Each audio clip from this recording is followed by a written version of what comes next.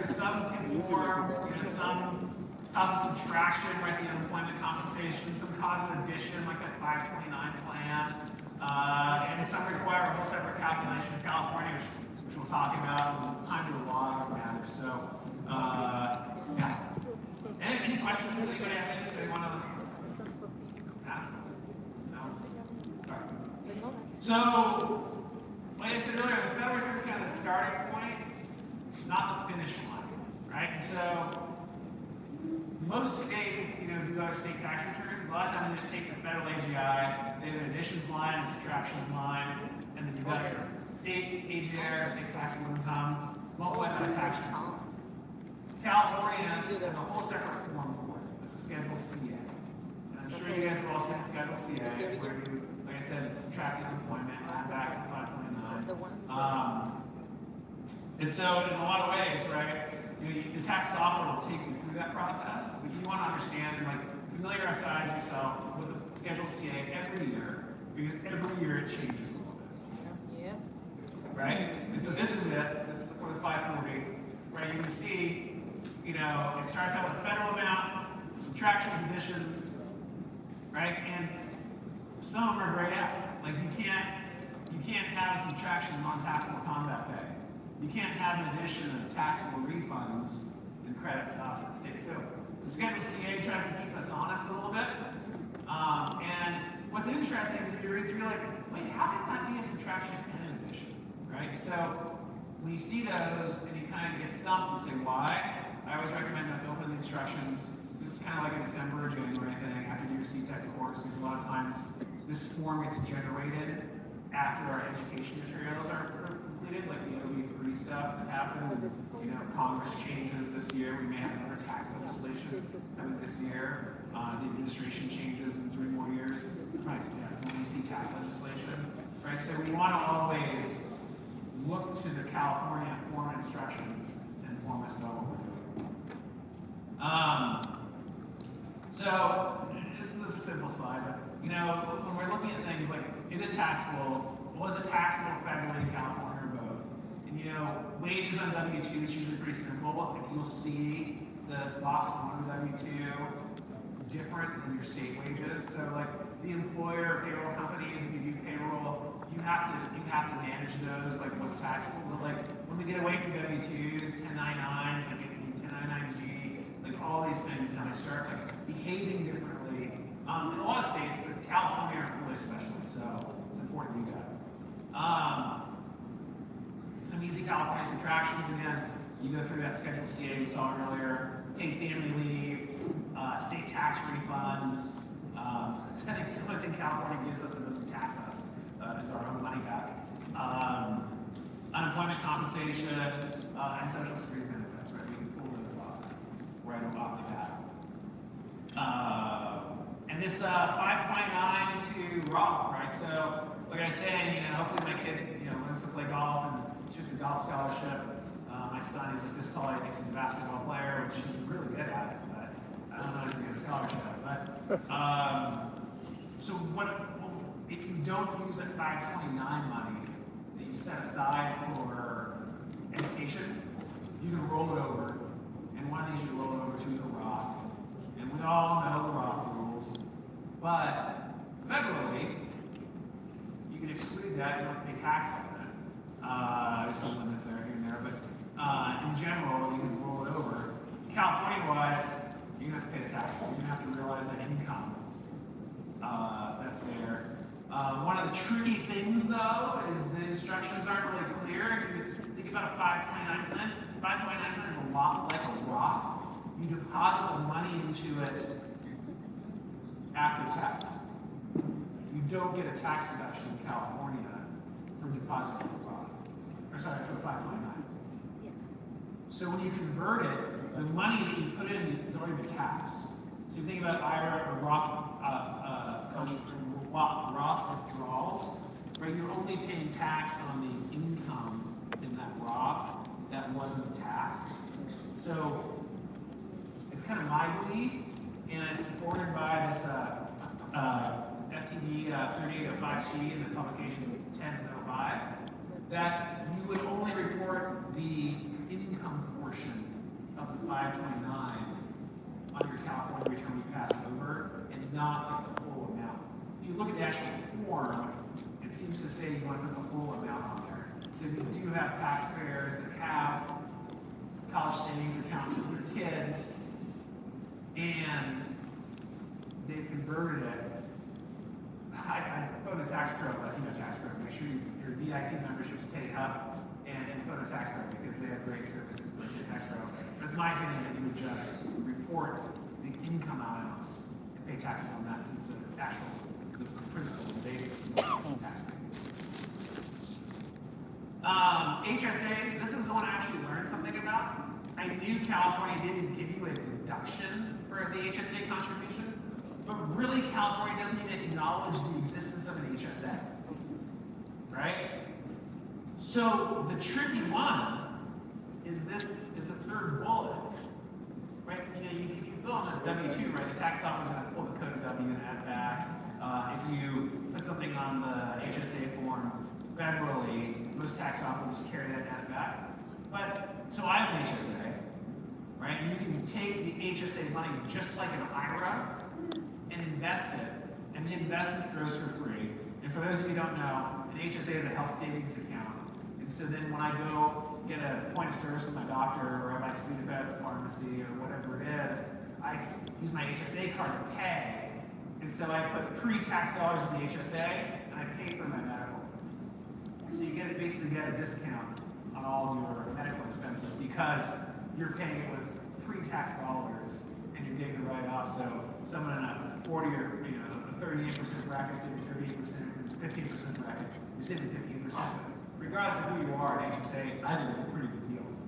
But if you do investments in the HSA, they're not taxable federally, but you're supposed to pull that income out and report it as if it was like a regular stock account or investment account. And that's something I didn't know as I was putting this together, so it's kind of a really interesting thing. Same thing, Archer, MSA, and HSA rollover. Again, California just pretends that the HSA doesn't exist. So whatever you did federally, you have to treat it as if you didn't do it in California. Any questions? I like questions. It helps the time go by. Make you guys stand up. Okay, alimony, I think we all know this one. This has been around for a while. When the actual alimony agreement or divorce is finalized matters.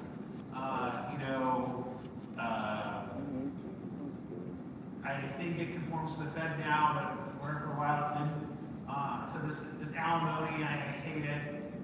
But fortunately or unfortunately, depending on which side you're on, it's something that we deal with as tax preparers that we have to be aware of. But one of the things that I found too, and that's the third bullet there, is your clients don't get it, right? They're in a messy divorce situation. They're in some sort of like acrimonious situation, and they're not thrilled about it. They're not thinking about it, especially in the first or second year, right? You need to get the data from them. Make that tax preparer interview process more robust around these things, and actually collect the data and make the determination yourself. Because they're gonna not remember, or not tell you, or not want to. And honestly, I can appreciate that. I think that it's a pretty tough time for people. So as tax preparers, we consider it aware. Interest and dividends, right? The only thing that I would call out is this, California municipal interest, right? Again, tax-free federally, tax-free California. People buy these muni bonds, they think they're saving money, and all of a sudden they buy a Nevada bridge bond or something, right? And now they're paying tax in California on it. Like you have to buy the California bridge bond if you're trying to get retirement income and say that. I don't think there's anything special in this slide, unless somebody has questions. Itemized deductions. Again, this is actually the one that's pretty tricky, because if you go back to that Schedule CA, like on the income side, addition increases your income, a subtraction decreases your income. But as you're adjusting itemized deductions, an increase in the itemized deduction decreases your income. A subtraction in the itemized deduction increases your income, right? So we think about that. They're not always there, like SCAL, mortgage interest. The 2% miscellaneous deductions are still alive in California, but not federally, right? So these are little things to think about. And the California recomputation can matter, right? Even when income adjustments are simple. We'll see that in a little example later. But it's a critical piece to think about how we adjust our itemized deductions, even though our income may be substantially the same, or the income's just taken care of. So this is true or false? Put your hand up if it's true. Don't go ahead if it's false. 2025, the SALT cap is still $10,000 for everyone. True? False. False. False. False. There we go. False. Oh, oops, wrong way. False. 40,000. So what happened was with the One Big Beautiful Bill Act, they increased the. I make bread, so they increased the SALT cap, the state and local taxes limit, to $40,000. This is all news for all of us, right? And there's a phase out, right? How many of you guys remember the phase out? It's pretty high, like at $500,000 of income, so I'm really hoping to get phased out. That's my goal. And if we can get phased out, you're back at the $10,000 amount. There, so anybody have to deal with that with some of their clients this year? Yeah. And it's really fun telling your client, hey, you make so much money, the government doesn't like it. So and we'll talk about the pass-through elective tax in a minute too.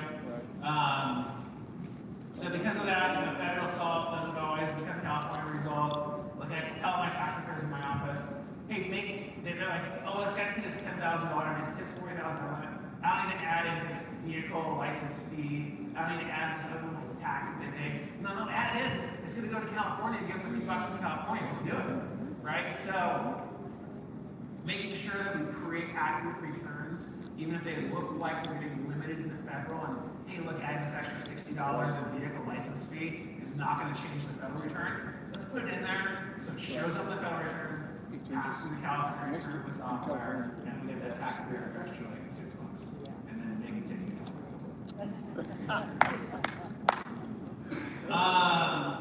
home mortgage interest, again, we've got to take the interest deduction federally. In California has some difference.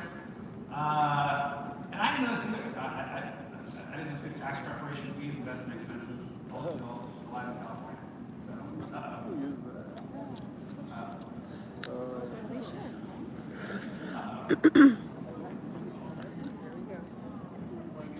so I don't know what I did, but I must have pushed the black button. Push it again. They're working on it. Hey, you guys think something bad? My cannabis business. There we go. Okay. So, I'm going back there. Okay, cool. So, how many of your clients go to TikTok? I'll tell you that on your taxes. Yeah, there's a little joke here somewhere. 80% of them. But Congress passes the law in July. There's a bunch of fake news on TikTok in August. IRS comes out with regulations in February. You're supposed to explain to your clients in December how to make decisions, right? Right. And so, when they come in with an Instagram post or TikTok post, I can't tell you how many people, I'm convinced they shouldn't make their dog a security dog and not adopt an expensive dog. But the cannabis business is interesting, right? So this was on my presentation a couple years ago. And I have a whole example of how to do it. And I don't know about you, but I like to use a little AI here and there. And I sent my presentation to Claude. I said, Claude, take a look at it. And it's like, well, the DEA just reduced, Claude's like trying to guess, it totally makes sense you didn't get this, because it just happened. The DEA reduced medical use of cannabis to like a Schedule 3 instead of Schedule 1 or 2. So all of the deduction restrictions and business expense restrictions that we've had federally for cannabis don't apply anymore if you're medical use. There were all medical cards years ago, I think doctors have just fill out a medical card for you. Interesting, huh? And the question is, if you have a dispensary, you sell some medical use, you still some recreation use. You did. Prorate your expenses, prorate your income. AI said I should look the day of the presentation and see what they've done because DEA is actively reviewing this sort of thing. And they may actually bring all cannabis use to Schedule 3, in which case, business as usual, unintended. But right now, right? You look at this example, right? Grocery receipts, cost of goods sold, other ordinary business expenses for a cannabis business. But I tell all my friends that have cannabis businesses, this cost of goods sold we can deduct. Ordinary business expenses you can't. So the electricity bill you pay in the packing area of your cannabis is deductible. The electricity bill in the display portion where you're trying to sell it to your consumers is not.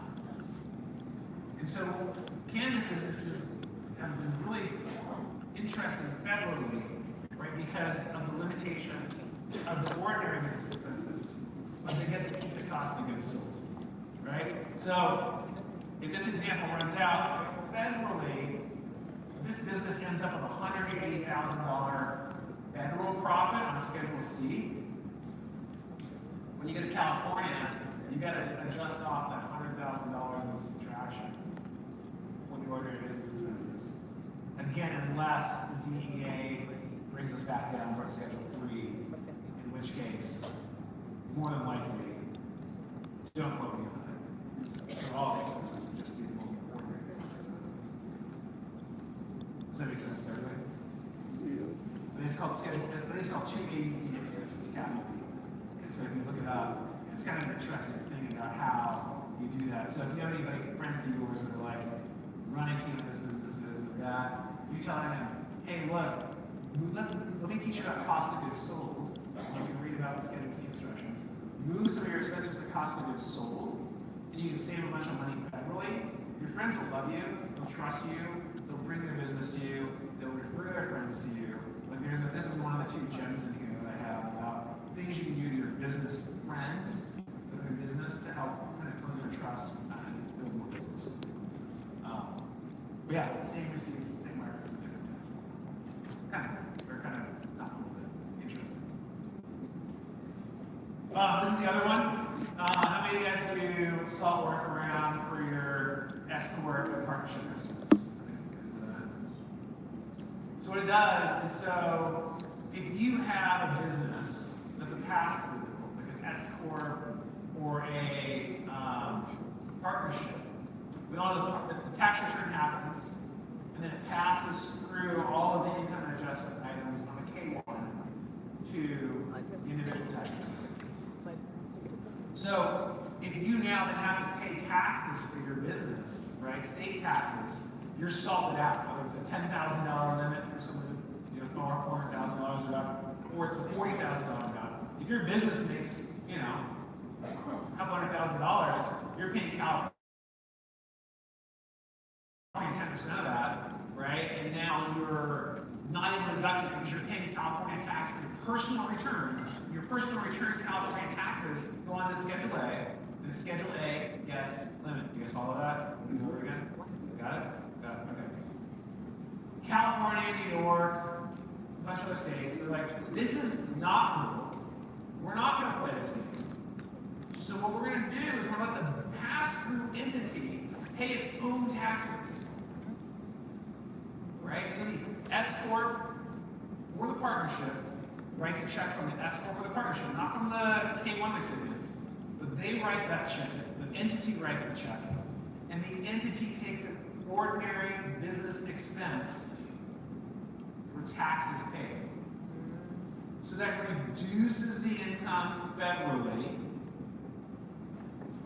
and you pay less federal tax. So what it does, I think this next slide talks about it, right? The entity, an ordinary income passed through on the K1 of the federal return is lower, right? And so you get around that SALT, because if you pay the tax yourself, you'd be limited on the Schedule A. But if the business pays it, the business writes down their ordinary income, so you get less income on the 1040.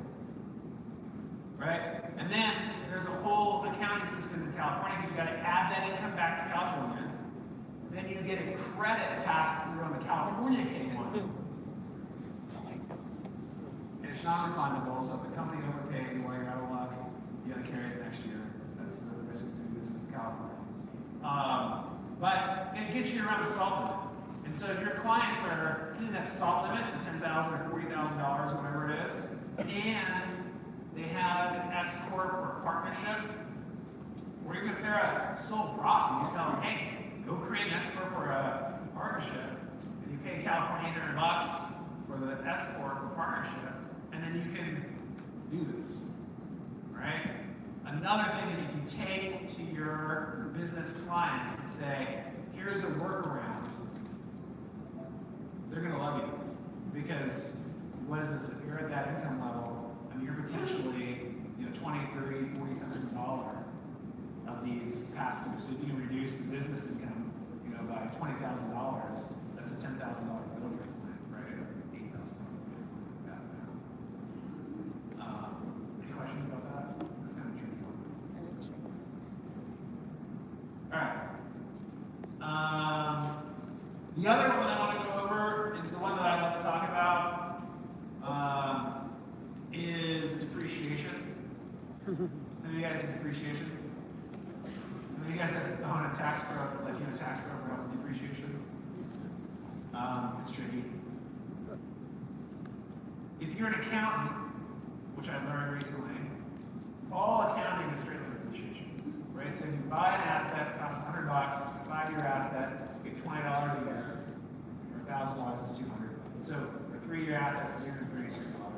You have to each year of the life of that asset take the portion of it which is depreciable.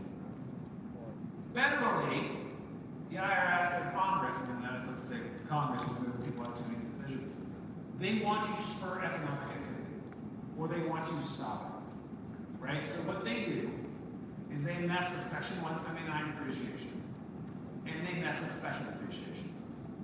I called my friend this year, his name Chris. Chris, this past special depreciation, your Porsche is looking kind of old. You should get a new Porsche. And he drives from, he puts 20,000 miles a year in his car, driving to Sacramento, and all these places. It's legitimate business expense. But he goes able to buy an $80,000 Porsche, $90,000 Porsche, and special depreciation. Right, but not in California. Not his accounting system for his books. But he got that benefit federally, right? This is special depreciation. Same thing with 179. Section 179 is a really complicated calculation. It's part 1 of the 4562. I just taught my software developers how to do it again this year, and I was like, wow, this is way more complicated. 179 is a whole other class on its own. They also have accelerated depreciation, the MACRs, that thing.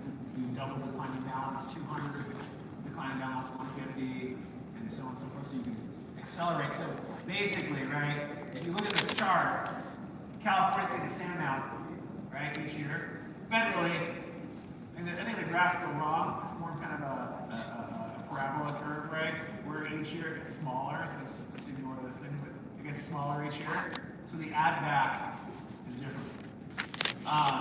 I think the key phrase, right, add back now, subtract later. So when you're talking to your clients and planning, right, I'm always asking the client, like, hey, what do you want to do? Is your business growing? Is it staying the same? Or is it shrinking? Right? And you have to be really honest with yourself, because if you had a big year, you want to take all your depreciation down. Right? If you're in the 40% tax bracket, 50% tax bracket for California, you want to take as much depreciation today, because you're getting that return of dollar. If this year you had a bad year, next year is when you're going to have your big win, right? Push it out. Don't take that down. Take a straight line and get your best deal. So to me, this is like a real conversation, and it's a real heart-to-heart with your business customers, because I run a business. This is my best year. Next year's going to be better, and the year after that's going to be even better than that, right? We all know it's not true. We have good years, we have bad years. So you really want to have a heart-to-heart with them and say, hey, look, I actually called Chris. I said, you need to buy your course in 2026. He runs political elections, so he makes all his money in even years, because that's when the elections are. But he bought his car in 2025. And I said, dude, you're killing me. He gave me good advice. He went to the Porsche dealership, and that guy talked him into the seven purchase. But so this is an example, right? Again, federal depreciation, $1,200. California depreciation is $400 a year. But again, my bad. I try to simplify it without going into the whole depreciation chart over 5 years because it would get messy. But the point is, like, out years, you have a smaller depreciation amount that may even decline below that. And you have that. I think this is like a 179 example. We had a 179 amount, and now it's doing a straight line. But there's other examples where you can do other complicated math problems, which I don't like. But they're good for us, so we have to know. Any questions? I have 10 minutes for questions, so while we have the bar real quick, we need to stand up again. Okay, so yeah, so this is the thing again, just kind of summarizing it in the print. We talked about, you get to take different calculations, and it requires add backs and subtractions in the different years. And so if you have a complicated person with depreciation, you may have a bunch of subtractions, you may have a bunch of subtractions in addition to reconcile, based on where they are with their assets and movement. So this was, I didn't know what to do, so hands on your heart, hands on the table. Right, what's the biggest thing you guys see as a challenge with folks in California? Yeah, hands up. Assuming federal's California. Yeah, I have another question. Why is my box one of my W-2 different from my state wages? What happened here, right? That's the biggest question. Yeah. Why? How about missing a California subtraction? You guys ever hit that? No. Conditions. Trust in TikTok tax advice. Does anybody have a good TikTok story of somebody walking in their office with a tax scam? What are your questions? It's interesting because I sit on the committee with the IRS that is out there actively trying to stop these full tax scams, trying to stop all these different scams that are out there for people filing frivolous tax returns. The IRS is forbidden from using TikTok. Even the law enforcement people can't do it. So we have to tell them what they can see. So I don't have TikTok, but I know people that do. And they like look at it, they like screenshots at the IRS, and they're like, oh my god, I just want to stop this before it gets too bad. And again, like my idea here was right, let's not just get an exhaustive list and have a memorization test about what is allowed, what's an addition, what's a subtraction, what's a timing issue, right? We just have to assume, hey, the federal return is different from the California return. And actually most states, are the same way. Right, we begin, before the year begins, spend a minute with that Schedule CA, that's what I do. If you're doing non-resident returns or corporate returns, take a look at those Schedule CAs. Right? If you remember, look at the ones that have grayed out additions, grayed out subtractions, understand like depreciation, which can go on both sides, that's just an income adjustment. Right? Make sure we look at the California K1. I love to throw those away because who cares? This is California K1, it's incredible. No, it matters because the depreciation is different on their S Corp. The 179 adjustment's probably there. There's a whole bunch of stuff that adjusts on a California K1. And if you give them that PTE, there's thousands of dollars of tax credit on that California K1 that you want to reconcile and put into your California return. So yeah, that's it. I mean, it keeps saying it over and over, right? There's a bunch of traps. They do it, they don't. California's its own beast. And that's it. And before I get to questions, I want to talk about the important thing. Let's thank Latino Tax Pro for this FIFA watching party on Wednesday. And I think you guys all check some hockey fans. So, yeah, go check your hockey fans.